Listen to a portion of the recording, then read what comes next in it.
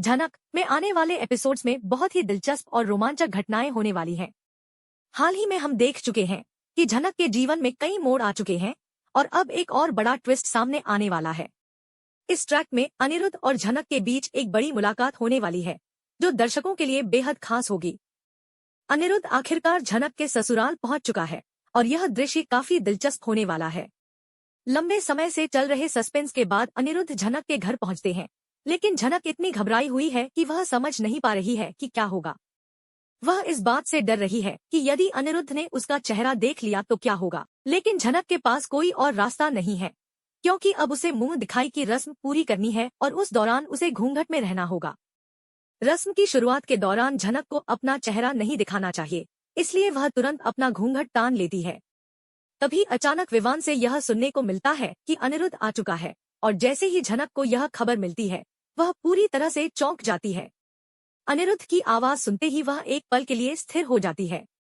उसकी आंखों में एक साथ कई तरह के इमोशंस दौड़ने लगते हैं।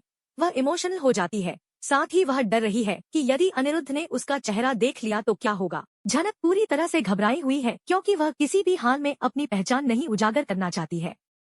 लेकिन जैसे जैसे अनिरुद्ध अंदर आता है झनक और भी ज्यादा घबराती है। वह अपना चेहरा छिपाने के लिए घूंघट को तान लेती है। हालांकि यह घूंघट उसे पूरी तरह से छिपाने में सक्षम नहीं है क्योंकि वह जानती है कि अपनी आवाज को वह नहीं छिपा सकती। झनक को लगता है कि उसकी आवाज को अनिरुद्ध पहचान लेगा और वह अपनी आवाज को रोकने के लिए कुछ करती है। लेकिन जैसे ही वह बोलती है अनिरुद्ध को एहसास हो जाता है कि यह वही आवाज है जिसे वह पहले भी सुन चुका है। यह दृश्य काफी अहम होता है क्योंकि यह एक बार फिर से दर्शकों को पुरानी यादों में ले जाता है जब झनक का एक्सीडेंट हुआ था और वह साधु बाबा के आश्रम में थी। उस वक्त भी झनक ने अपना चेहरा छिपाया था और अनिरुद्ध ने उसे पहचानने के लिए कई बार कोशिश की थी। हालांकि वहां के लोग उसे अपने रिचुअल्स के कारण झनक का चेहरा नहीं देखने देते थे और अनिरुद्ध को भी उन रिचुअल्स का सम्मान करना पड़ा था। लेकिन अब स्थितियां बदल चुकी हैं और झनक को अनिरुद्ध के सामने आना ही पड़ेगा। झनक के लिए अब बचने का कोई रास्ता नहीं है। वह अब घूंघट हटाने की स्थिति में नहीं है क्योंकि वह समझती है कि अनिरुद्ध ने उसे पहचान लिया है। झनक के मन में अब कई सवाल उठ रहे हैं। वह जानती है कि अनिरुद्ध को अब और इंतजार नहीं कराना चाहिए क्योंकि यह समय उसके लिए खुद को सामने लाने का है। जैसे ही अनिरुद्ध को झनक के बारे में पूरी जानकारी मिलती है वह और भी अधिक चिंतित हो जाता है। अनिरुद्ध के मन में कई सवाल हैं। क्या झनक सच में यही है? क्या वह झनक ही है जिसे उसने पहले देखा था? क्या झनक ने उसे धोखा दिया है? इन सब सवालों का जवाब तभी मिलेगा जब अनिरुद्ध खुद झनक का चेहरा देखेगा। तभी मुंह दिखाई की रस्म शुरू हो जाती है और अनिरुद्ध भी घर में रुकने का फैसला करता है। वह 2-4 दिन तक वहीं रहेगा जैसा कि उसने पहले कहा था। अब झनक को इस दौरान अपने कदम और व्यवहार को संभालना पड़ेगा। उसे अनिरुद्ध से बचने के लिए और अपनी असलियत को छिपाने के लिए एक सटीक तरीका खोजना होगा। लेकिन यह इतना आसान नहीं होगा क्योंकि झनक अब अनिरुद्ध से बचने की स्थिति में नहीं है। झनक अनिरुद्ध के सामने आने वाली है और वह अपनी पहचान को छिपाने के लिए कुछ भी कर सकती है। वह सोचती है कि वह कुछ समय और छिप सकती है, लेकिन आखिरकार उसे सच का सामना करना ही पड़ेगा। वह जितना भी समय खींचने की कोशिश करेगी उतना ही कठिन होता जाएगा। इस दौरान झनक अपने हाथों से बहुत कुछ खो सकती है, लेकिन वह किसी भी हाल में अपने रिश्ते को बचाने के लिए कुछ भी करने को तैयार है। अब जब यह खबर आदित्य कपूर को मिलेगी कि झनक गुजरात में है तो वह काफी चौंक जाएगा। उसे यह समझ नहीं आएगा कि झनक ने ऐसा क्यों किया। अगर उसे हमसे दूर ही जाना था तो वह ऐसा क्यों कर रही थी? कम से कम हमें तो बताना चाहिए था। हम उसे किसी सुरक्षित स्थान पर रखते, लेकिन झनक ने इस तरीके से गुजरात में आकर छिपकर रहना क्यों चुना? यह आदित्य के लिए एक बड़ा सवाल बन जाएगा। आदित्य कभी भी यह नहीं समझ पाएगा कि झनक ने अचानक यह कदम क्यों उठाया। दोनों ही, अनिरुद्ध और आदित्य, झनक के इस निर्णय को डाइजेस्ट नहीं कर पा रहे होंगे। यहाँ तक कि दोनों को यह बात भी समझ में आएगी कि झनक उनसे दूर चली गई है, लेकिन वह छिपकर क्यों रह रही है? यह सवाल अब भी उनके दिमाग में घूम रहा होगा। झनक ने न केवल उनसे दूर जाने का निर्णय लिया, बल्कि उसने शादी भी कर ली है। यह खबर अनिरुद्ध और आदित्य दोनों के लिए शॉकिंग होगी, क्योंकि दोनों को कभी भी यह उम्मीद नहीं थी कि झनक ने बिना किसी से कुछ कहे शादी कर ली होगी। दोनों को समझ में नहीं आ रहा होगा कि झनक ने ऐसा क्यों किया। आदित्य तो यह सोच रहा होगा कि अगर झनक को हमें छोड़ना ही था तो कम से कम हमें बताती, हम उसे किसी सुरक्षित जगह पर रखते। लेकिन झनक ने ऐसा क्यों किया? यह दोनों के लिए एक रहस्य बना हुआ है। झनक के पिता के हत्यारों को सजा नहीं मिलने का कारण भी उसे अंदर ही अंदर परेशान कर रहा होगा। झनक ने अपने पिता को खो दिया और इस दौरान उसे काफी परेशानियां भी झेलनी पड़ी। अब वह किसी से मिलना नहीं चाहती क्योंकि सबने उसे दुखी किया है। वहीं दूसरी ओर श्रेष्ठ मुखर्जी और बृजभूषण की स्थिति भी कुछ खास बेहतर नहीं है। दोनों अभी भी खुलेआम घूम रहे हैं और उनका कोई हिसाब नहीं हो पाया है। दर्शकों के मन में यह सवाल उठ रहा है कि इन दोनों को क्या सजा मिलेगी। उन्होंने बड़े बड़े अपराध किए हैं, लेकिन कानून उन पर अभी तक कार्रवाई क्यों नहीं कर रहा है। दर्शकों को यह जानने का भी इंतजार है कि आखिर कब इन दोनों को सजा मिलेगी।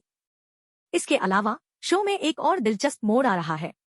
जैसे ही सुबह का खुलासा हुआ, दर्शकों ने देखा कि कैसे श्रेष्ठ और बृजभूषण को बुरा समय देखना पड़ा। पहले ये लोग अपनी स्थिति से काफी घमंडी थे, लेकिन अब इनका घमंड और अकड़ मिट चुकी है।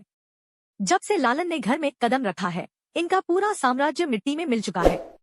लेकिन विपाशा अभी भी अपनी अकड़ बनाए हुए है और लालन से लगातार झगड़ती रहती है। सुबो, जो पहले काफी प्रभावशाली था, अब पूरी तरह से हार चुका है। उसका सब कुछ छिन चुका है और अब वह लालन का गुलाम बन चुका है। वह अब चुपचाप हर आदेश को मानता है और कुछ नहीं कहता। तनुजा, जो इन सब घटनाओं से बिल्कुल खुश नहीं है, वह भी अपनी स्थिति में बंधी हुई है। उसके पति ने जो गलतियां की हैं, अब उसे उनका परिणाम भुगतना पड़ रहा है। उसे और उसके पति को अपने किए गए कर्मों का खामियाजा एक साथ भुगतना पड़ रहा है। अनिरुद्ध भी इस मामले में ज्यादा कुछ नहीं बोलना चाहता। उसे लगता है कि जो भी हो रहा है वह सब कर्मों का परिणाम है। हर व्यक्ति को अपने किए गए कर्मों का फल मिलता है और जो कुछ भी हो रहा है उसके लिए लोग खुद जिम्मेदार हैं। अनिरुद्ध को इस सब में कोई घबराहट नहीं है और वह बस चुप रहता है। वहीं झनक की हालत भी काफी खराब हो रही है। वह अब न जाने क्या करेगी और कहां जाएगी, यह देखना दिलचस्प होगा।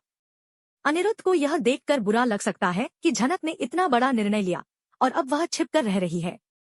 वह जरूर समझने की कोशिश करेगा कि झनक ने ऐसा क्यों किया और उसका अगला कदम क्या होगा। अनिरुद्ध भी यह जानने की कोशिश करेगा कि झनक यहाँ क्यों आई है और अगर शादी कर ली थी तो उसने हमें बताया क्यों नहीं। यह सवाल अनिरुद्ध के मन में जरूर उठेगा।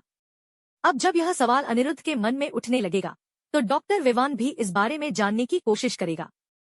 वह अनिरुद्ध से सवाल करेगा कि क्या वह झनक को पहले से जानता है। विवान को यह बात थोड़ी अजीब लगेगी क्योंकि झनक ने कहा था कि वह 1 या 2 बार कोलकाता गई है। क्या वहां उसने अनिरुद्ध से मुलाकात की थी? विवान को इस बात की जांच करने की जिज्ञासा होगी।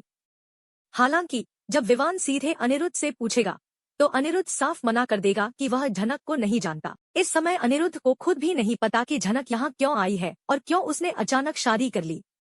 वह अभी तक इस सब की तह तक नहीं पहुंच पाया है और वह किसी को कुछ भी नहीं बताएगा। झनक के फैसले और उसकी शादी के पीछे का कारण जानने में अनिरुद्ध को थोड़ी उलझन होगी। इसके साथ ही अनिरुद्ध यह भी नोटिस करेगा कि झनक घर में कामों में बहुत व्यस्त है। उसकी सास केतकी उसे हर वक्त काम में व्यस्त रखती है। केतकी ने झनक को गुलाम की तरह काम करने के लिए मजबूर कर दिया है। जब से झनक अमेरिका से आई है, केतकी ने उसे शांति से बैठने का मौका नहीं दिया है। हर दिन उसे कोई ना कोई काम दिया जाता है। विवान भी बीच बीच में अपनी माँ को टोकता है, लेकिन केतकी का मन यही है कि झनक को घर की बहू बनकर सब काम करना चाहिए। अब अनिरुद्ध को यह सब देखकर झनक की स्थिति पर अफसोस हो सकता है। उसे यह दुखदाई लगता होगा कि झनक इतनी तकलीफ में है, लेकिन वह चुपचाप काम कर रही है। क्या झनक ने इतना बड़ा फैसला अपनी मजबूरी में लिया था? क्या वह अब भी अपने दर्द को छिपाने की कोशिश कर रही है? इन सवालों का जवाब अनिरुद्ध के लिए जानना बहुत ही दिलचस्प होगा। इस समय झनक के पास अपनी पूरी कहानी अनिरुद्ध को समझाने का एक और मौका है, लेकिन क्या अनिरुद्ध उसे विश्वास करेगा? क्या वह उसे अपनी सारी बातें समझाने का समय देगा या फिर वह उसे एक बार फिर से संदेह की नजरों से देखेगा? यह सवाल अब झनक के सामने है। हालांकि झनक को उम्मीद है कि इस बार अनिरुद्ध थोड़ा समय देगा और उसे अपनी बात रखने का मौका देगा, क्योंकि पहले उसने बिना सोचे समझे उसे दोषी ठहराया था।